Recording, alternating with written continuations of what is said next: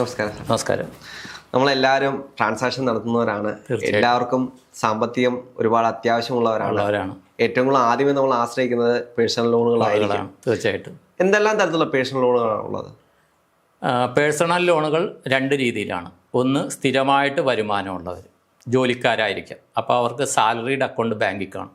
ആ salaried account ബാങ്കിലുണ്ടെങ്കിൽ അവരുടെ മാസശമ്പളത്തിൻ്റെ ഇത്ര മാസത്തെ ശമ്പളം, 6 മാസം 10 മാസം അങ്ങനെ ഒരു കണക്കുണ്ട്. ഓരോ ബാങ്കുകൾക്ക് ഓരോ ഇതുണ്ട്. അത് വെച്ചിട്ട് അവർക്ക് ലോൺ കൊടുക്കും. അപ്പോൾ പേഴ്സണൽ ലോണിൻ്റെ ഒരു മെച്ചം എന്താണെന്ന് വെച്ച് കഴിഞ്ഞാൽ നമുക്ക് കാശായിട്ട് കിട്ടുകയാണ്. അപ്പോൾ എന്ത് ലോൺ എടുക്കുമ്പോഴും അവിടെ ഒരു പർപ്പസ് ഓഫ് ലോൺ ചോദിക്കും. എന്തും പറയാം, നമുക്ക് ടൂറ് പോകാനാണ്, എന്തും പറയാം. അത് നമ്മൾ ചിലവാക്കുകയാണ്. ഇപ്പോൾ ഹൗസിംഗ് ലോൺ എടുക്കുമ്പോൾ വീട് പണിയുടെ കാര്യത്തിന് മാത്രമേ തരൂ. സ്പെസിഫിക് റിലീസ് ഉണ്ട്. അഗ്രികൾച്ചറിന് സ്പെസിഫിക് റിലീസ് ഉണ്ട്.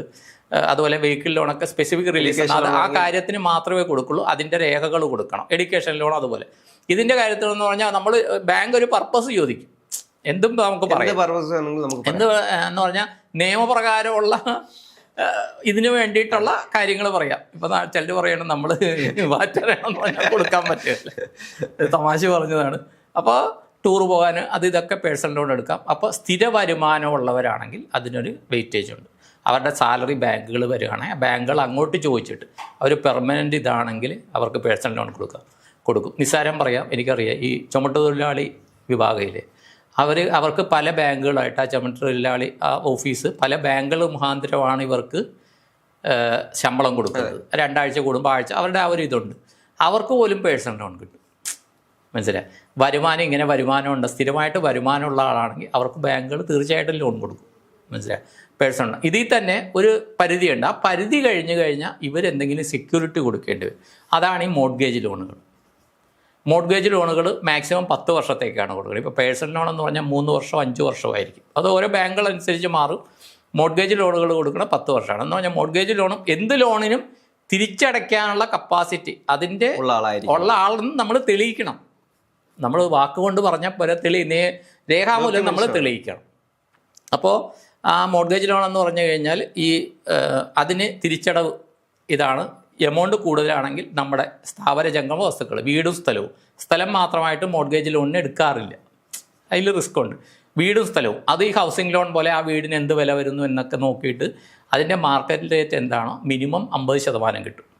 ഇപ്പോൾ 10 ലക്ഷം രൂപയാണ് ആ വീടിനെന്ന് പറഞ്ഞാൽ 5 ലക്ഷം രൂപ വരെ ലോൺ കിട്ടും. പക്ഷേ ഈ 5 ലക്ഷം രൂപ മാസം തോറും അതിൻ്റെ EMI തിരിച്ചടയ്ക്കാനുള്ള കപ്പാസിറ്റി ഇങ്ങർക്കുണ്ട്, ഇദ്ദേഹത്തിനുണ്ട്. അല്ലെ പുരുഷനാകട്ടെ സ്ത്രീ ആകട്ടെ ഉണ്ടെന്നുള്ള അതിൻ്റെ കാൽക്കുലേഷൻ വരുന്നതാണ്. മനസ്സിലായി? അപ്പോൾ അത് മോർട്ട്ഗേജ് ലോണിൽ വരുന്നു. ഈ പേഴ്സണൽ ലോൺ ഇനി ഞങ്ങൾക്ക് സ്ഥിരമായിട്ട് ഇതില്ല, ജോലിയില്ല, വരുമാനം ഉണ്ടാകും, സ്ഥിരമായിട്ട് ജോലിയില്ല എന്നുള്ളവർ ഇൻകം ടാക്സ് റിട്ടേൺ അവരുടെ ലാസ്റ്റ് 3 വർഷത്തെ ഇൻകം ടാക്സ് റിട്ടേൺ വെച്ചിട്ട് അതിൻ്റെ ഇൻകം ടാക്സ് റിട്ടേൺ മാത്രമല്ല ഈ ഇൻകം ടാക്സ് വരുമാനം ഉണ്ടെന്ന് കാണിച്ച സ്രോതസ്. കാര്യം ഇപ്പോൾ 2 ലക്ഷത്തിൽ കൂടുതലുള്ള ട്രാൻസാക്ഷൻ എല്ലാം അക്കൗണ്ട് മുഖാന്തരം. അപ്പോൾ അത് ഏത് ബാങ്കാണോ ആ ബാങ്കിൽ തന്നെ അപ്രോച്ച് ചെയ്യുക. നിങ്ങളുടെ ട്രാൻസാക്ഷൻ ഫയൽ ചെയ്ത് അതും കൊടുക്കണം. അതുകൂടാണ്ട് ഈ അക്കൗണ്ട് സ്റ്റേറ്റ്മെൻറ്റും കൊടുക്കണം. അപ്പോൾ അതേ പർട്ടിക്കുലർ ബാങ്കിലാണെങ്കിൽ ഇതൊക്കെ ഉണ്ട്. ബാങ്കുകൾ ഈ പണ്ടത്തെ കാലം മാറി ഇന്ന് ബാങ്കുകൾ ഒരു ലോൺ കൊടുക്കാൻ എന്താണ് സാഹചര്യമെന്നാണ് നോക്കണം. പക്ഷേ തിരിച്ചടയ്ക്കുന്നതോടൊപ്പം വരുത്തേണ്ടത് ബാങ്കുകളുടെ ഉദ്യോഗസ്ഥന്മാരുടെ ഉത്തരവാദിത്തമാണ്. അതിന് ബാങ്കുകൾ കുറേ നിബന്ധനകൾ വെച്ചിട്ടുണ്ട്. ഇപ്പോൾ എല്ലാ ബാങ്കുകൾക്കും ക്രെഡിറ്റ് പോളിസി ഉണ്ട്, ക്രെഡിറ്റ് റിസ്ക് പോളിസി ഉണ്ട്, ക്രെഡിറ്റ് മോണിറ്ററിംഗ് പോളിസി എന്ന് പറയും. അത് ഓരോരുത്തർ പേര് വ്യത്യാസം ഉണ്ടെന്ന് പറഞ്ഞാൽ ഈ സാമ്പത്തിക വർഷം അടുത്ത സാമ്പത്തിക വർഷം ഇപ്പോൾ മാർച്ച് ആകുമ്പോൾ വരും ക്രെഡിറ്റ് പോളിസി, നമ്മൾ ലോൺ കൊടുക്കുന്നതിനുള്ള പോളിസി എന്തായിരിക്കും. അതുപോലെ ക്രെഡിറ്റ് റിസ്ക്, അതിന് റിസ്ക് കവറേജ് എന്താണ്. ഇപ്പോൾ മാറിക്കൊണ്ടിരിക്കും. ഓരോ സാമ്പത്തിക വർഷം വെച്ച് ഇത് മാറിക്കൊണ്ടിരിക്കും. RBI കൊടുക്കുന്ന ചില ഗൈഡൻസ് ഒക്കെ വെച്ചിട്ട് ഇത് മാറിക്കൊണ്ടിരിക്കും. ഈ കൊടുക്കുന്ന റിസ്ക് എന്താണ്. പിന്നെ എന്ത് ലോൺ കൊടുത്താലും എല്ലാ ലോണിനും മിനിമം 5% പ്രൊവിഷൻ ബാങ്ക് വയ്ക്കണം. പണ്ട് NPA ആകുന്നതിന് വെച്ചാൽ മതി. ഇപ്പോൾ എല്ലാ ലോണിനും 5% വയ്ക്കണം. സെൻട്രലൈസ്ഡ് ആ ഒരു ഇതാണ്. പിന്നെ ക്രെഡിറ്റ് മോണിറ്ററിങ്, ഇതെങ്ങനെയാണ് മോണിറ്റർ ചെയ്യേണ്ടത്, ആ മോണിറ്ററിങ് പോളിസി എന്നുണ്ട്. അപ്പോൾ ജനുവരിയിൽ ഒരാൾ അപ്രോച്ച് ചെയ്ത് ആ ലോൺ കൊടുത്തു. പേഴ്സണൽ ലോൺ ആകട്ടെ, മോർട്ട്ഗേജ് ലോൺ ആകട്ടെ, ഹൗസിംഗ് ലോൺ ആകട്ടെ കൊടുത്തു. ഇതേ മാനേജർ തന്നെ ഇരിക്കുന്ന ഏപ്രിലെ ഓഡിറ്റൊക്കെ കഴിഞ്ഞ് മെയിൽ ചെന്നിട്ട് ഈ ആളുടെ സഹോദരൻ തന്നെ വേറൊരു ലോൺ ചോദിക്കണം. മാനേജർ പറയാൻ തരാൻ പറ്റില്ല, സ്കീമില്ല എന്ന് പറഞ്ഞാൽ മാനേജരോട് ചൂടായിട്ട് കാര്യമില്ല. കാര്യം ആ സമയത്ത് ക്രെഡിറ്റ് പോളിസിയോ അതിൻ്റെ മോണിറ്ററിംഗ് പോളിസിയോ അല്ലെങ്കിൽ റിസ്ക് പോളിസിയോ മാറിക്കാണും. അതിൻ്റെ വോളിയം മാറിക്കാണും. ചിലപ്പോൾ വീട് പണിയുടെ 80% 85% തരാൻ തീരുമാനിച്ച് കാണും. അടുത്ത സാമ്പത്തിക വർഷമാകുമ്പോൾ ഇത് വേണ്ട 80 കൊടുത്താൽ മതി, 75 കൊടുത്താൽ മതി എന്ന് മാറും. കാര്യം സാമ്പത്തിക രംഗത്തെ മാറ്റങ്ങൾ, ഇതുവരെയുള്ള ലോണുകളുടെ എങ്ങനെ പോകുന്നു എന്നനുസരിച്ച് അതിൻ്റെ ഒരു ഇതൊക്കെ നടക്കും. അതനുസരിച്ച് അതിൻ്റെ വോളിയത്തിലൊക്കെ വ്യത്യാസം വരും. ആ സമയത്ത് മാനേജേഴ്സിനൊന്നും ചെയ്യാൻ പറ്റില്ല, ഇതനുസരിച്ച് വർക്ക് ചെയ്യാൻ പറ്റുള്ളൂ. പക്ഷേ പേഴ്സണൽ മോർഗേജ് ലോൺ ഇതാണ്. ഇതിൽ എടുത്തു പറയേണ്ട ഒരു കാര്യമാണ് റിവേഴ്സ് മോർഗേജ് ലോൺ എന്ന് പറഞ്ഞാൽ. ഇപ്പോൾ ഏറ്റവും വലിയ ബുദ്ധിമുട്ട് വരുന്ന ഒരു 60 വയസ്സ് കഴിഞ്ഞ ആൾക്കാർ അല്ലേ, അവർക്ക് ആരോഗ്യപരമായിട്ടുള്ള കാര്യങ്ങളിലൊക്കെ കാശ് ചിലവാകും. അവർക്ക് ചിലപ്പോൾ മക്കൾക്ക് അവരുടെ ആവശ്യത്തിന് ചിലവാക്കാൻ ഉള്ള തുക അവരുടെ കയ്യിൽ കാണുക.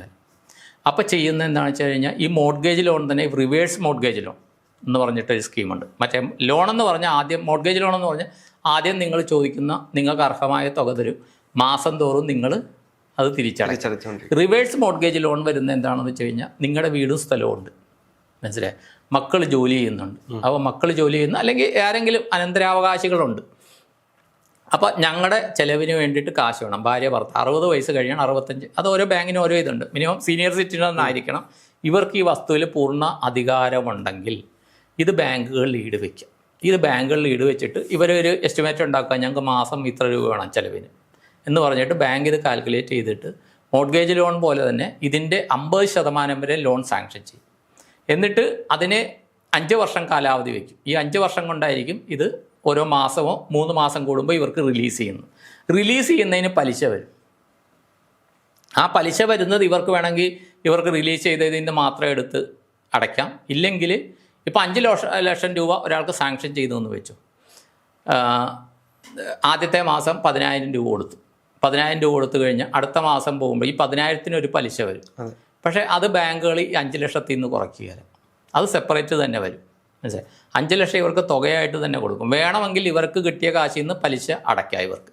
ഇല്ലെങ്കിൽ ഈ പലിശ മുതലിൻ്റെ കൂടെ ചേർന്ന് ലാസ്റ്റ് അടുത്ത അവകാശി ആരാണോ അവർ ഇത് തിരിച്ചടച്ചിട്ട് ഡോക്യുമെൻ്റ് എടുത്തോളണം.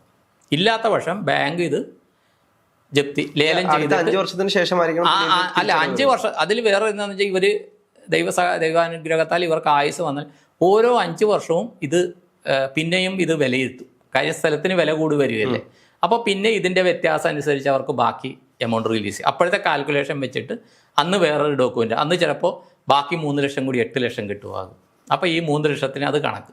അതിങ്ങനെ അവരുടെ ലൈഫ് ടൈം വരെ ഇവരുടെ 2 പേരുടെ അതിലെ ഒരാൾ പോയി കഴിഞ്ഞാൽ അടുത്ത ആൾക്ക്. അപ്പോൾ ഇതിൻ്റെ തിരിച്ചടവ് എങ്ങനെയാണ് വരുന്നത്? തിരിച്ചടവ് ഇവരുടെ കാലം കഴിയുമ്പോഴത്തേക്കും അടുത്ത അനന്തരാവകാശികൾ ഒന്നുകിൽ ഫുള്ള് തുക വെച്ചിട്ട് ഇത് തിരിച്ചെടുക്കുക. അല്ലാത്ത പക്ഷം അവർക്ക് അർഹമായ ലോൺ എത്രയാണോ അതനുസരിച്ച് മോർഗേജ് ലോൺ ആക്കുക. ഇനി അവകാശികളില്ല, ആരും തിരിച്ചെടുക്കുന്നില്ല എന്നുണ്ടെങ്കിൽ ബാങ്കുകൾ ഇതുപോലെ ജപ്തി എന്ന് പറഞ്ഞാൽ ഓൾറെഡി ബാങ്കിൻ്റെ കയ്യിലുള്ളതാണ്. ബാങ്ക് അത് വിൽപ്പന നടത്തിയിട്ട് വരവ് വയ്ക്കും. ബാക്കി തുകയുണ്ടെങ്കിൽ അവകാശികൾക്ക് നൽകും. അതിന് റിവേഴ്സ് മോർഗേജ് ഗവൺമെൻറ് കൊണ്ടുവന്ന എല്ലാ ബ്രാഞ്ചുകളിലും ഇല്ല, എല്ലാ ബാങ്കുകളിലും ഇല്ല, സെലക്റ്റഡ് ബാങ്കുകളിൽ മാത്രമാണുള്ളത്.